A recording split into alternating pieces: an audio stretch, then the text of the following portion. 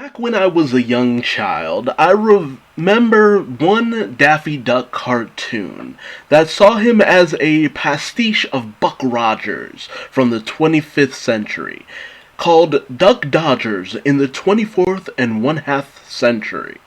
It was a parody on old spacefaring pulp fiction movies and shows and the like that saw him teamed up with Porky Pig, very common honestly for his character, and they were facing off against Marvin the Martian. And I always enjoyed it because they were my favorite, three characters of the Looney Tunes. Daffy Duck, Porky Pig, and Marvin the Martian. And it was such an interesting clash because you never really saw Daffy go against Marvin. You always saw Marvin go up against Bugs or Daffy go up against Bugs. But these two coming together and clashing, it made it so that you were more interested to see who would come out on top.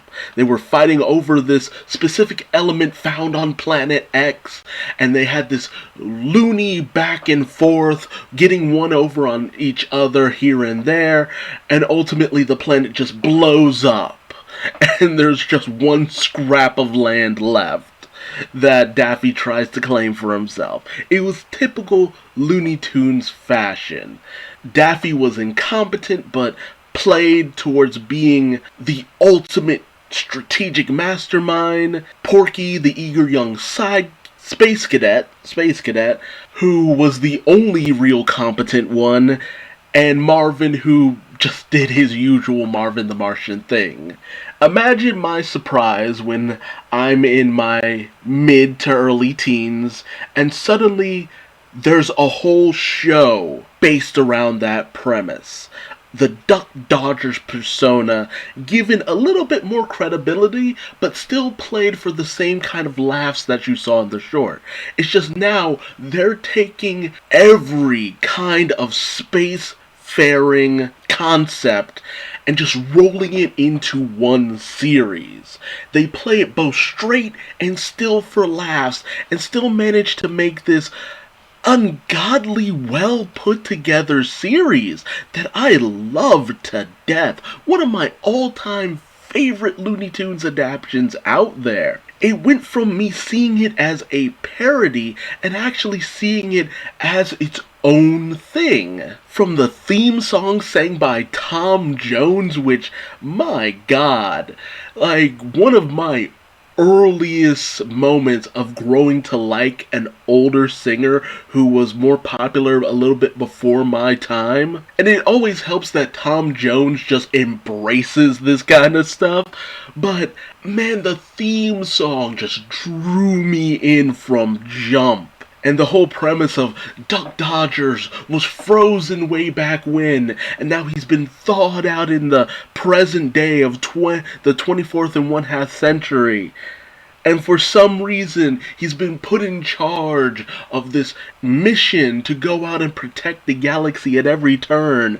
And it's more that he fails upward than anything else. There are episodes where Duck Dodgers is the most incompetent person in the world, and yet everybody treats him like he's this adept super soldier, and other times where people know and have his number, but the only one who still thinks that he's the most competent person in the room is Duck Dodgers himself. But then there are times when he'd actually managed to pull something off, and you're just like, wait, did you mean to do that? Are you actually competent in ways that we're not expecting you to be competent?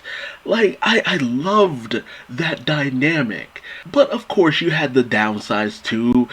Daffy's personality kind of calls for him to be this haughty jerk in a lot of situations where he's just like, no, don't be a jerk in this situation. Also, the eager young space cadet played by Porky Pig, who is played in this way where he completely believes in Duck Dodgers. He full on believes that Duck Dodgers is this hero that will save the world at every turn, who's this ultimate competent figure no matter what.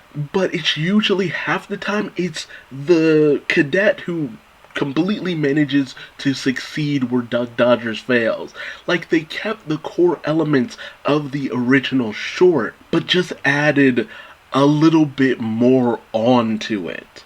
And of course, you still keep Marvin the Martian in it, but now he's the commander of the Martian military, who is this ultimate rival to Duck Dodgers. And whereas Marvin in the original, you have the typical way Marvin is. He downplays everything. He talks about, I'm going to blow up this planet in the most standard of ways, like he's just going grocery shopping. But no, the Martian commander is played more like he's a serious person. Like he takes charge. He's Duck Dodger's mortal enemy. They'll engage in lock combat. Like some of my favorite moments in the series was when they were just going at it for whatever reason. And Duck Dodgers is paying the Martian commander no mind whatsoever, and the Martian commander is trying his damnedest to get one over on Duck Dodgers, but he just can't for some reason. Because apparently Duck Dodgers is just selectively competent in a lot of moments. And of course he still had his dog K9. I love that they kept K9. Like, when I tell you all the core elements to make this an amazing series is here, it really is here. And he's always flanked by the Centurion robots, who are basically just an easy way to just destroy people en masse, or be like, why does none of these people see the incompetence of Duck Dodgers? Because they're robots, and they're following the Martian commander, who sees Duck Dodgers as a credible threat. You also still have Dr. IQ High from the original short, who still serves as the scientist that Duck Dodgers works with, the person who I believe thawed out Duck Dodgers and all that. But he's one of the few characters who really has Duck Dodgers' number, because it's just like he doesn't think Duck Dodgers is a hero. He knows he's not. He knows he's an incompetent buffoon, and is quick to call him out on it half the time. But he knows that for some reason, Duck Dodgers gets results.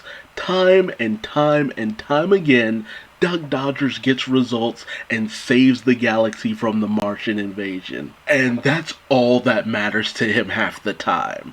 Yes, he gets frustrated with Duck Dodgers, and it's the funniest thing possible when those moments happen. But aside from that, it's the best repertoire that they have, because the frustration of IQ and the ego of Duck Dodgers just mesh in this way that is just comedy gold and time again.